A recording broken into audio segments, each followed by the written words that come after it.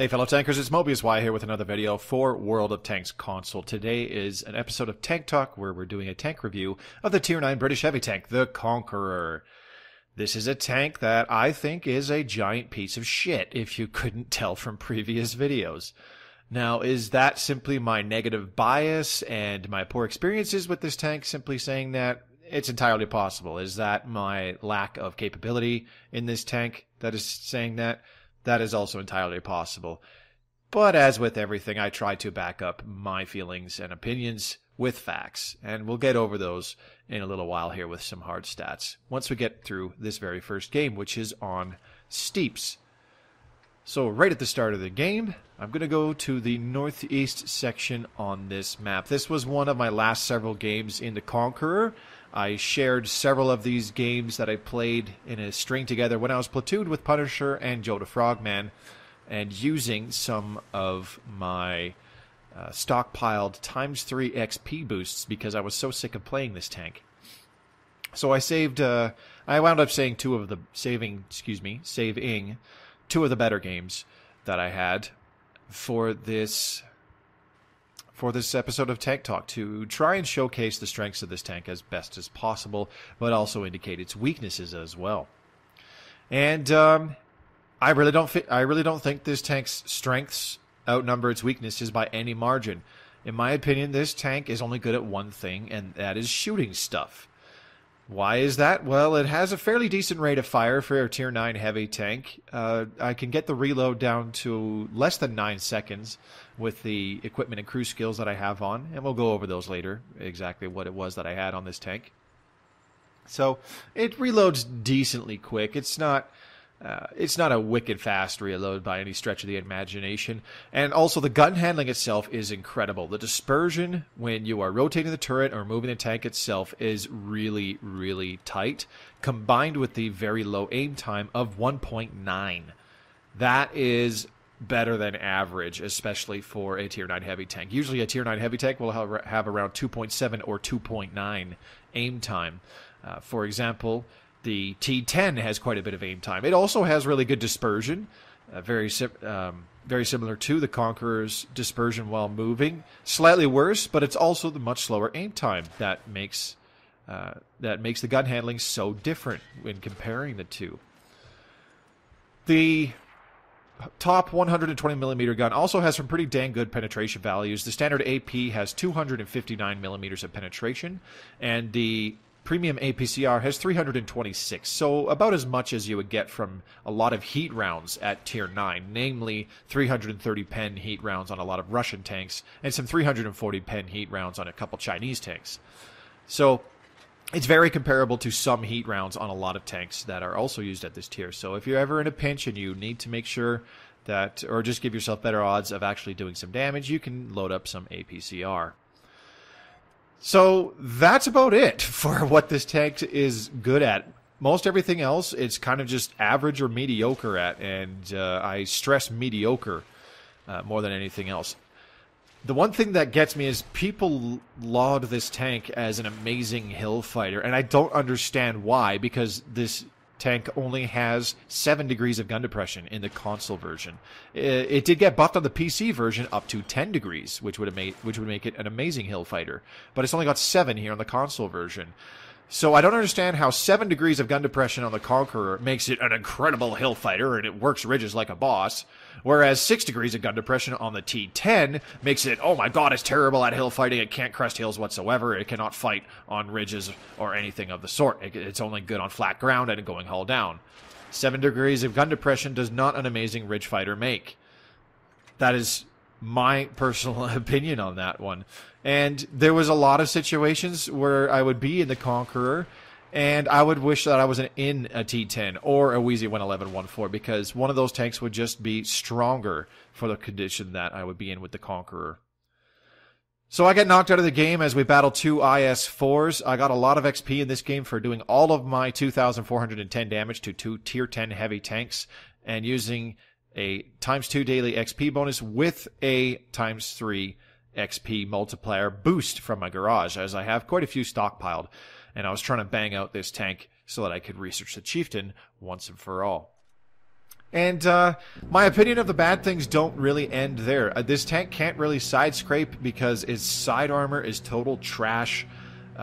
Even with the side skirts offering a slight amount of spaced armor, as well as the tracks offering some spaced armor, the side armor of this thing is just total crap. It gets overmatched. It gets overmatched so easily. Anything with a 105mm gun or bigger is double overmatching, and anything with a 155mm gun is triple overmatching. So it's incredibly difficult, borderline impossible to side scrape in this thing. You have to put it at such an angle that by the time you back out to get your shot off, your lower plate's exposed as well.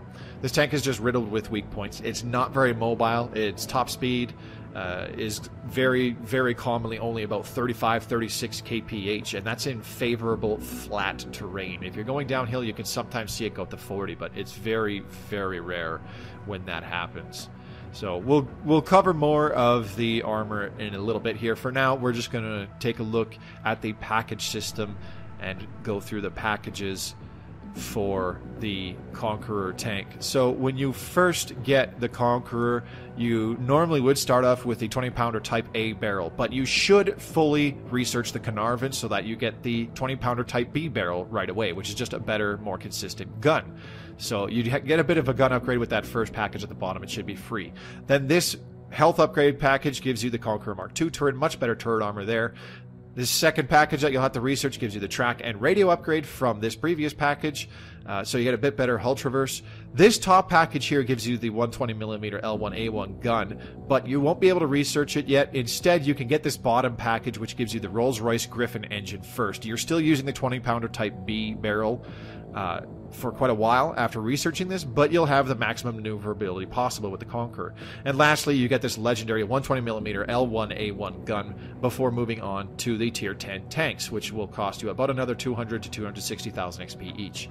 So all in all, these packages, just to fully upgrade the Conqueror, they'll actually be about 150,000 XP, give or take, on their own. So let's still go ahead and take a look at the hard stats on this final package. The Rolls-Royce Griffin engine gives the Conqueror tank 950 horsepower, decent power to weight ratio, just limited by that top speed, unfortunately. And the real bread and butter of this tank is this L1A1 120mm gun. Its rate of fire is 5.71 rounds per minute, so the base reload is longer than 10 seconds, but that can get reduced quite a bit by mounting things like a gun rammer and vents and training brothers in arms on the crew. So you're able to see the exact reload speed I'm able to attain with those exact pieces of equipment, because that's what I run on this tank, and it's down to less than 9 seconds. As I said, the penetration on the standard AP is 259, and the premium APCR is 326 for 400 average alpha damage on both those types of rounds. So your lowest possible roll is 300, your highest possible roll is 500. And the Hesh rounds, which is the British equivalent of high explosive, incredible penetration for the extra damage, 120 millimeters of penetration, way better, almost twice as good as a lot of HE rounds at this tier, and 515 extra average alpha damage. So offering an extra 115 extra damage for very softly armored targets. So if you really do like switching to Hesh rounds for things like waffles and other paper TDs and other super thin tanks, and especially artillery, then you could definitely bring some extra Hesh rounds. They're also pretty good to equip if you manage to get yourself behind enemy tanks and can shoot into very thinly armored rear portions of tanks, where often you come across only about 70 or 80 millimeters of armor at most to try and protect themselves. So you can still get really high Hesh damage rolls by shooting this into the backs of some tanks. As I said, the gun handling on this 120mm gun is really awesome. 1.9 seconds of aim time with a total accuracy of 0.33. This total accuracy can be a bit deceptive, because if you haven't seen it by now in some of my older gameplay, go watch, because there are so many times where the shot doesn't go anywhere near where you're aiming. But that's kind of normal for every tank in the game. So 0.33 accuracy, it is pretty dang good for a tier 9 heavy tank, but as with everything else, RNG can simply screw you over when you really don't want it to. The fully upgraded tracks give you 26 degrees per second in the hull traverse. That's fairly average for a Tier 9 heavy tank, not too bad. The turret armor is rated at 254 millimeters in the front, 189 in the side, and 70 in the rear. That's not entirely accurate, but it gives a good idea that the front of the turret is fairly well armored, which it is, especially in the gun mantlet, but it still has its weak points that can easily be picked apart. 89 millimeters in the side definitely indicates that the side of the turret is quite weak. We'll get into more of that later. And 70 millimeters in the back of the turret, very easy to penetrate, even with somebody else shooting a Hesh round in the back of it. The turret traverse speed is 34 degrees per second, so the hull and turret traverse speed combines for a total of 60 degrees per second of turret traverse. This tank can turn completely around with its hull and its gun, this tank can turn its gun in a complete 180 degrees in 3 seconds. That's pretty dang good for a heavy tank. View range is an average 400 meters, not too bad at this tier. And the signal range, slightly unimportant, but 750 meters of signal range. So with that look at the hard stats, let's go ahead and take a peek at the supplies, equipment, and crew skills that I had while using the Conqueror to make it pseudo, sort of, kind of, maybe kind of, sort of, not really work for me. So here are the supplies. I mounted 20 standard AP rounds, perfect for pub matches. Very rarely shot all of these because I simply didn't live long enough or the game didn't last long enough. And I rocked 13 APCR rounds. They're only 4,400 silver. That's not terribly expensive. A bit on the cheaper side for some premium rounds. Also because this tank for a while during Tier 9 tournament style play, this tank was used quite a bit, so I mounted quite a bit of them, and I simply kept them on. And personally, I only mounted 2 Hesh rounds. If I felt like I could switch to a Hesh round and do just a little bit extra damage, usually I'd just not bother with the extra reload time, having to switch rounds, and I would just shoot standard AP or something. But if I was going after a piece of artillery and I wanted to make sure that I killed it with the extra damage that a Hesh round can offer, I would switch to it. Consumables, very standard for a Tier 9 tank. Large repair kit, large first aid kit, and an automatic fire extinguisher. Definitely recommend the automatic fire extinguisher. That is a huge, huge must on high-tier British tanks, especially the heavies, in my personal opinion. Let's go ahead and take a look at the equipment that I mounted. As I said, trying to reduce the gun's reload as much as possible.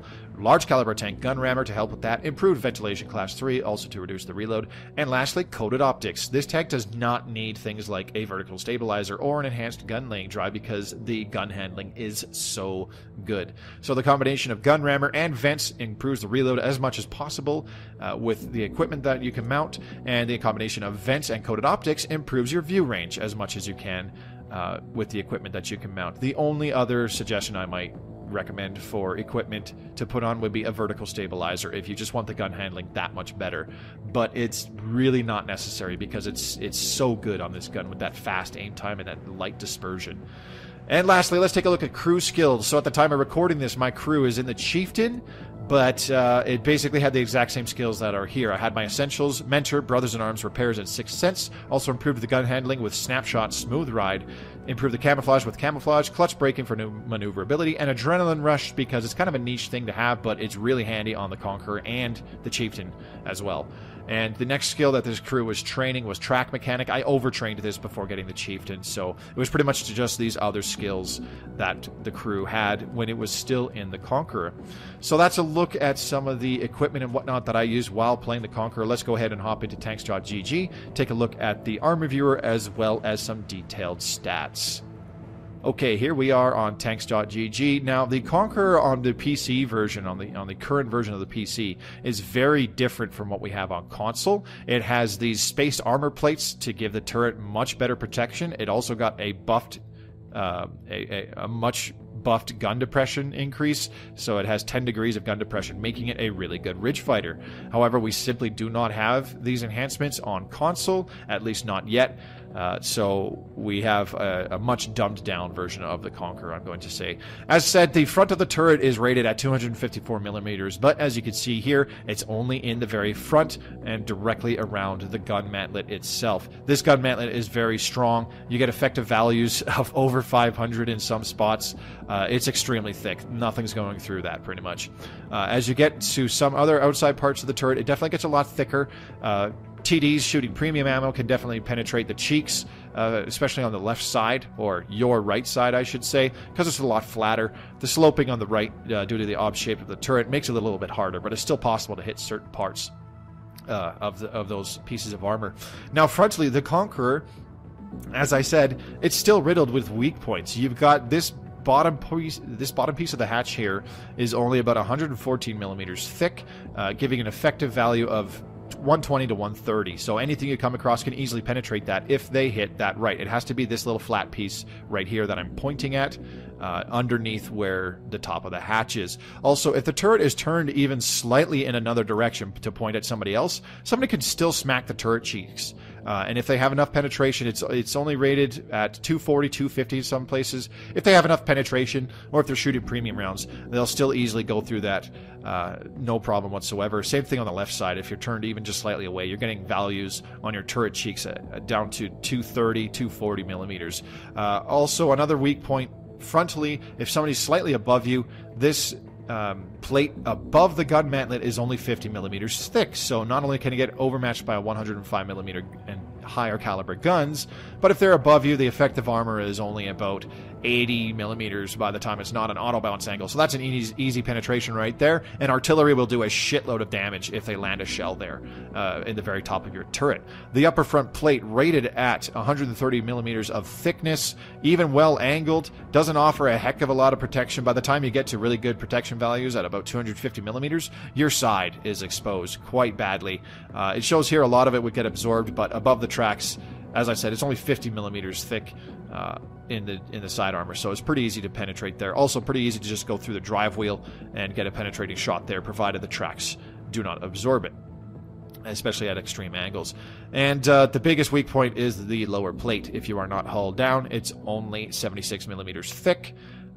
So anything shooting downwards at it will pin it quite easily. You're only getting effective values of about 140, 150, all the way up to about 180 by the time you get to auto bounce angles. So it's an easy pen if this lower plate is exposed, and there's a chance that somebody can ammo rack you. As I said, the sides of the hull and of the turret as well, pretty vulnerable. These kind of bulges on the turret cheeks, if you shoot behind those, it's pretty thin, 127 millimeters as you get further back. There's the 89 millimeters of the side, and the very back of the turret is only 70 millimeters. So the thing about the Conqueror, it's not like a lot of dome-shaped turrets like the Wheezy 111, 1.4, and the T10. When it's turning away from somebody, the turret becomes a bigger target, and there's bigger areas where it's weaker armor. So it's just one giant weak point if you're not facing it frontally, pretty much. And of course, as I said, the side armor, this tank is just so shit for side scraping because it's easy to pen even when you're at a decent angle. You have to get it at an auto bounce angle just right over there, and it's extremely difficult to do this, trust me. Many people I know have tried. You have to get it just right to the point where you're not coming so far out that you are exposing your lower plate, which is borderline impossible because you can still get shot in your lower plate from about here over. It's a very small window, but it's entirely doable. And if you try to cover your lower plate even better, just by angling a little bit more, your side armor is easily penetrated. So they might not have an easy shot in your lower plate anymore, but they still have an easy shot into your side armor, above the tracks, especially where it won't be absorbed. 50 millimeters of side armor is total trash, especially because of overmatch mechanics. At 51 millimeters, things like 100 millimeter guns, so things like Russian medium tanks and a lot of light tanks, they won't double overmatch. But any fully upgraded tier 9 medium, or most any fully upgraded tier 9 medium tank, a lot of tier 10 medium tanks with 105 millimeter guns, they're double overmatching it. Any heavy tanks with 120 or 122 millimeter guns, they're overmatching it. And even 130 millimeter guns are double overmatching. 152 millimeter is easily double overmatching. 155 millimeter guns, so things like fully upgraded tier 9 American TDs or tier 10 American TDs, they're triple overmatching this armor. So it's just too easy to pen is all it is. Also, the back of the hull, the top of it is only 17 millimeters. So if an arty shell lands here, you're pretty much going to die unless it's a very low caliber, low damage artillery, like a French one, for example. But anything that does has huge alpha damage will fully penetrate and get a high damage roll if they hit you anywhere in the hull here. So, of course, the back of the hull also is super weak. So, I mean, like I said, the Conqueror has its strong points of armor. The upper front plate can be more resilient, especially to lower tiered tanks with poor penetration values. Looking at you, Pershing, for example, with like 190 pen, for example. But even something facing you frontally, if you are completely flat on them, a T10 or a Wheezy 111-14 can easily penetrate this because they have over 240, 250 millimeters of pen.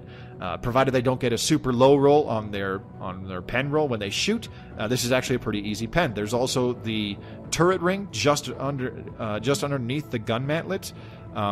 It's a very, very small window that can be hit, but there is the potential for a penetration there. But like I said, it's still riddled with weak points, even with the few strong spots that it has in this tank. So that should essentially be it. I'm not going to bother with these detailed stats because they could very well be different. For example, it says 0.32 dispersion here on this is the PC version, remember. But the gun constraints on the console, 7 degrees gun depression, 15 degrees gun elevation. So not too terrible, pretty average. And that should sum it up. Let's move on. I've spent way too long in the armor viewer, so let's take a look at where the crew and modules are located using WOTinfo.net.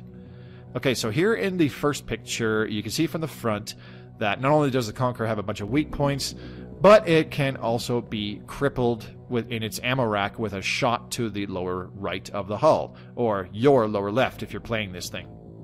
So it's tough to protect that as much as possible, because even coming around a corner with your left side facing your opponents, they could just get a shot through your drive wheel and damage your ammo rack. It's tough to protect it. Your driver is on the right side of the hull beneath the driver's hatch. He can be knocked out fairly easily too, especially if something is above you, able to shoot downwards on you. And as you can see, the green above the gun mantlet indicates weak points where the Conqueror can be fairly easily penetrated, especially if a tank is above you shooting downwards.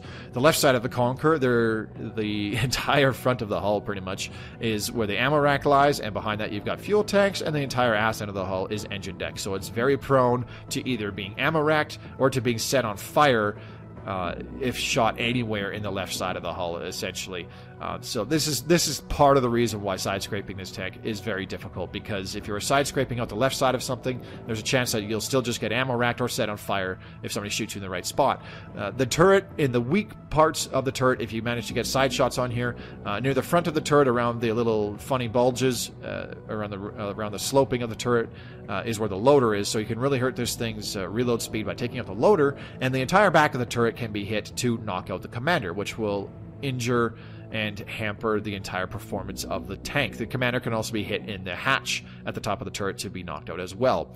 The very back of the tank, obviously the entire rear of the hull is engine deck, so you can hurt the mobility of this tank or just set it on fire by shooting there, or you can take out the commander by shooting anywhere in the back of the turret. He's very vulnerable from those angles. And the right side of the Conqueror, there's no more ammo rack on this side of the hull, but still the back of the hull has nothing but fuel tanks and engine deck, so high potential for fire if somebody is able to get shots on your side from there. Of course, the right side of the turret, opposite the loader, is where the gunner sits, around that same bulge of sloped armor, and the very back of the turret is where the commander sits as well. Pretty easy for him to get knocked out there for shots into the very rear of the turret. And, all of these little things kind of combine as to why I didn't really get along with this tank too much. I just don't think it's as great as a lot of people say it is. It's pretty damn good. In the right hands, it is definitely pretty damn good. And obviously, any tank is good in the right situation, as we'll find out in this game on Thiepval Ridge. Again, platooned with Punisher and Joe the Frogman. This time we're top tier. There's way more tier 9s on our team than the other team. Unfortunately, it paired up our platoon of 5 people in a tier 7 platoon with a platoon of 5 in a tier 8 platoon on the other team. And then it tried to fill up the rest of the match with some 9s and some additional 8s and 7s. So we're at a bit of a tiering advantage in this game here, but both sides have equal-sized platoons. So Thiepval Ridge is not really a map that I particularly enjoy, especially on standard battle. Encounter isn't so bad because I can push up a lot closer to the river on the west or left side of the map, as you can see here. moving up towards the 1 line, our LTTB spots a few guys coming off their spawn, so I know I want to try and get up there, see if I can get some early shots in. But as you can see, on the flat terrain, that isn't hindered by any obstacles or anything, or not turning. For a while there, I was going 34 kilometers an hour. That's basically the top speed of the Conqueror.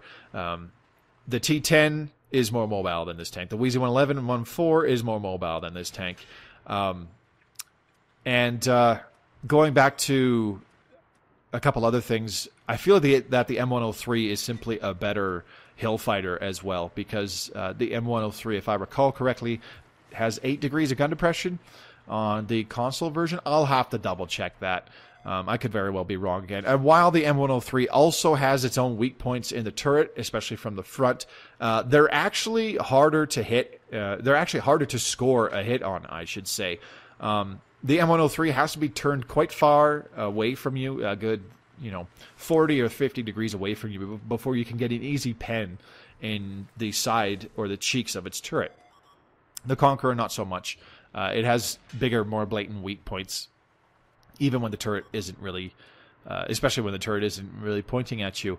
And back to the side scraping thing. This thing can side scrape you if you find the perfect angle to side scrape in this tank. It can definitely do it, but the T10 and the Wheezy 111 just do it better. Not only that, but the T10 and the Wheezy 111, they have higher alpha damage per shot, so they trade better, and they are also more mobile overall.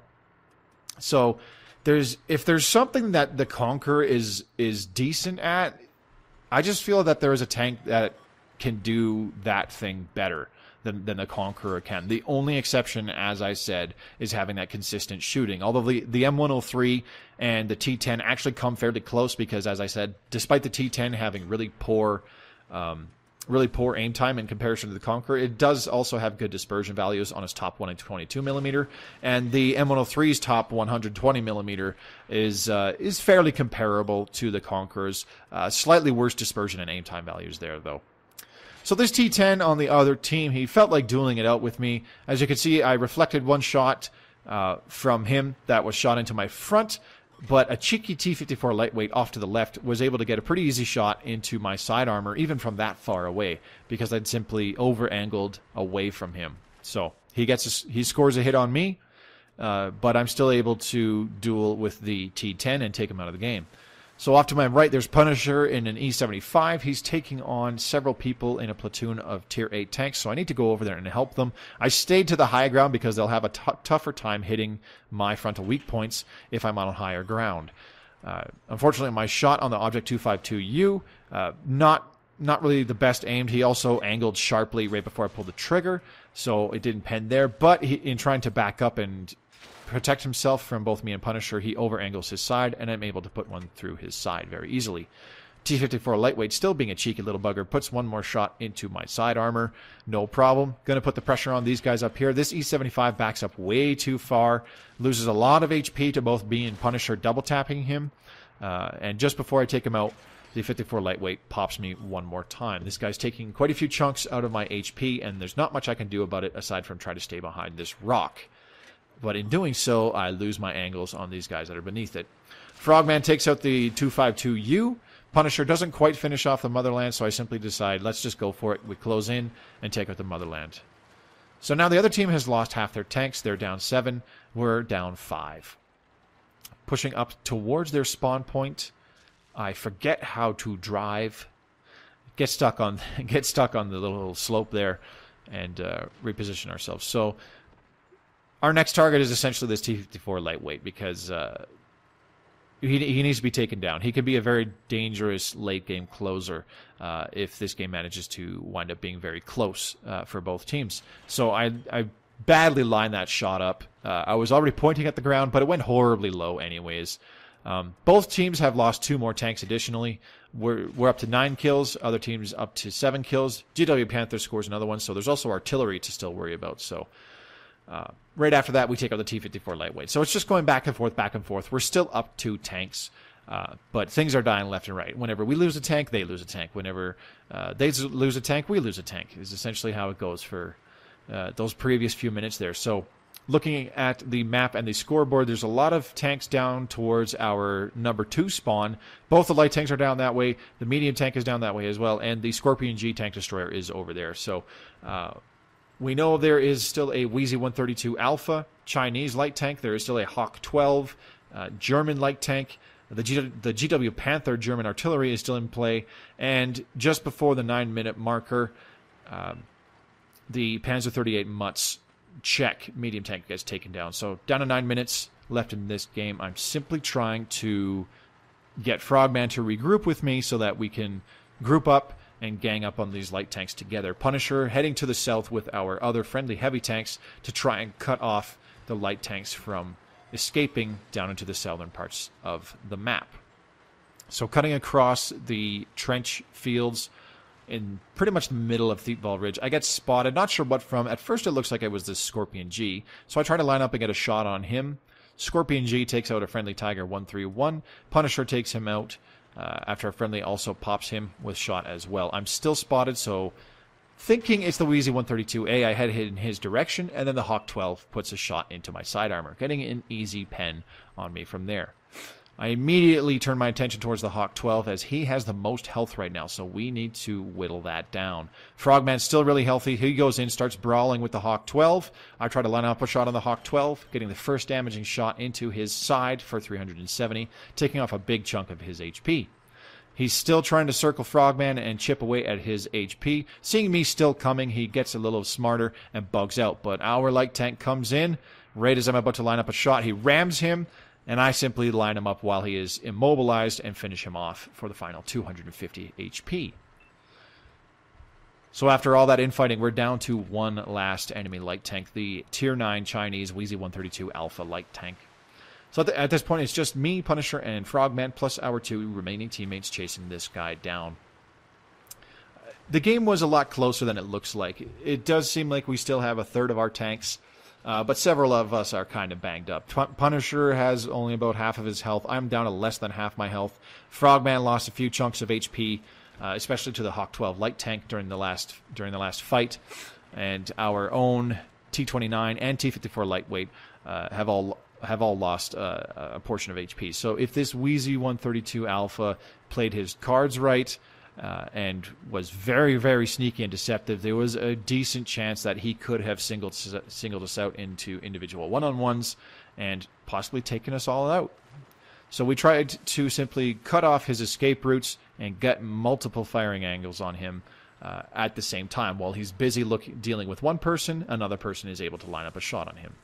So having Joe go to the very north end of the map, me and Punisher cutting up through the middle where the flag is, and our light tank coming up from the west of us, trying to just cut off all the escape routes so that he can't simply get away from us without losing some HP or possibly getting destroyed.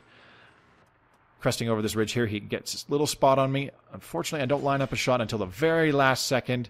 RNG was kind of in my favor there, getting one more hit onto him.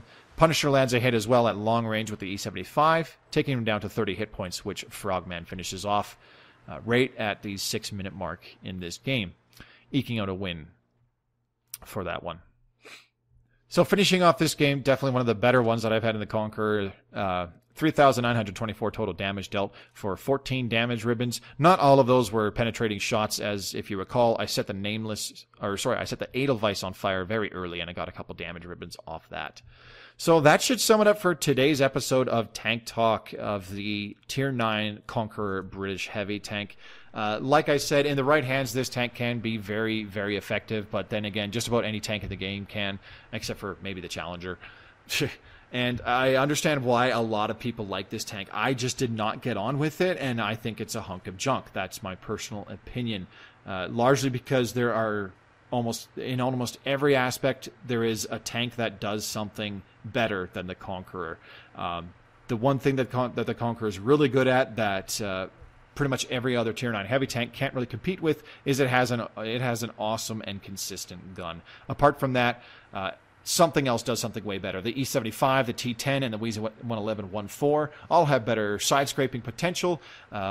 The The T10 and Wheezy 111-14, excuse me, are better in strong hull down positions. I feel that the M103 is simply a better ridge fighter, and even something like an AMX 5120 is a pretty good cover fighter as well, especially with its burst damage potential. A bit of a poor comparison, but you get what I mean. And it's just not that quick. It's barely quicker than an E75. An E75 will accelerate to its top speed faster and maintain its slightly lower top speed better than the Conqueror. A Conqueror will barely win a race against an E75, but something like a T10 or a Wheezy 111-14 or even an M103 over greater distances on favorable terrain will pretty much outpace a Conqueror almost every time. So that's it for today's video. Thank you very much for watching. Hope it was helpful and educational and slightly entertaining. As I said, those were some of the better games I've had in the Conqueror, especially in a long time. I've come to just dislike this tank because it was my first Tier 9 tank back when I was a noob, and I hated grinding for this thing with that 20-pounder for so long. And now I had to play it for enough, and that was, when I was a noob. I still played it for about 100, 150 games, and now I had to play it for another 100+ games to get enough XP for the Chieftain. So I am just utterly sick of this tank, and I think it's a piece of garbage. That is my personal opinion. Let me know in the comments below if you played the Conqueror and how you feel about it. By no means do I hope this review turns you off from doing the entire British heavy tank line, as the British heavies, they do have their perks, and I think they're a little bit more niche than a lot of other Tier 9 heavy tanks in particular, or, well, high-tier heavy tanks, I should say. But there's several things that they are pretty dang good at what they do. And the Tier 10 heavy tanks are also pretty good. Obviously, the Chieftain is a pretty big fan favorite. People just love that tank, and I'm coming along with it pretty well myself, too. So I'll see you guys on the battlefield. Thanks very much for watching. As always, happy tanking.